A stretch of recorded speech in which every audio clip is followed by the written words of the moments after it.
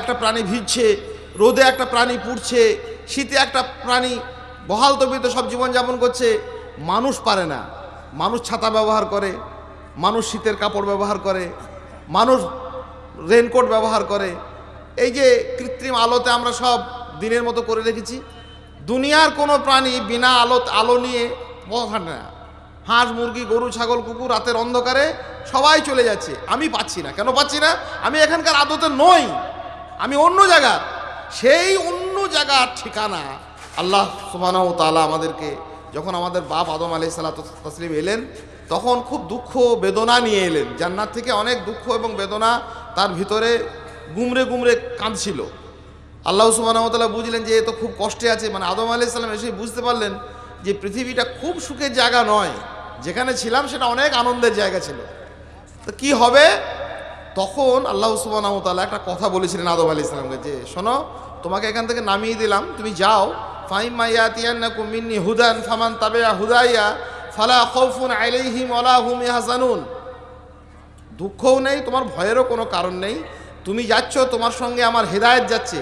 এই হেদায়েতের যারা অনুসরণ করবে, সঠিক পথ এবং মতের যারা অনুসারী হবে, তারা আবার ফিরে আসবে, তাদের ভয়ের কারণ নেই। আর এই হেদায়েত প্রদর্শনের জন্য যুগে যুগে আদম আলাইহিস সালাতু তাসলিমের পর থেকে নিয়ে নূহ আলাইহিস সালাম এলেন, যুগে যুগে নবী মুহাম্মদুর রাসূলুল্লাহ সাল্লাল্লাহু আলাইহি সাল্লাম পর্যন্ত নবী রাসূল আলাইহিমুস সালাতু ওয়াত তাসলিম, তারা এই মর্তভূমিতে আল্লাহ সুবহানাহু ওয়া তাআলা তাকে নির্বাচন করলেন। কিসের জন্য? মানুষকে পথ দেখানোর জন্য। পথটা কিসের? জান্নাতের। জান্নাতে যাবে কি করে? হেদায়েতের অনুসরণ করে। সেই অনুসরণটা করবে কিভাবে? একত্রিত হয়ে, একা একা নয়। আল্লাহ স্পষ্ট ঘোষণা করলেন, ওয়াতাসিমু বিহাবলিল্লাহি জামিআ ওয়ালা তাফাররাকু। বিচ্ছিন্ন হয়ে যাও না, আল্লাহর বিধানকে তোমরা মজবুত করে একত্রিত হয়ে ধরো। ওয়াজকুরু নি'মাতাল্লাহি আলাইকুম ইয কুনতুম আদান ফাআল্লাফা বাইনা কুলুবিকুম ফাসবাহাতুম বিনি'মাতিহি ইখওয়ানা। আজকে আমরা যে ভাই ভাই বলছি না, অমুক ভাই তমুক ভাই, ভাই ছিল না, একে অন্যের সব দুশমন হয়েছিল। আল্লাহ সুবহানাহু ওয়া তাআলা বলেন, তোমরা একে অন্যের শত্রু ছিলে।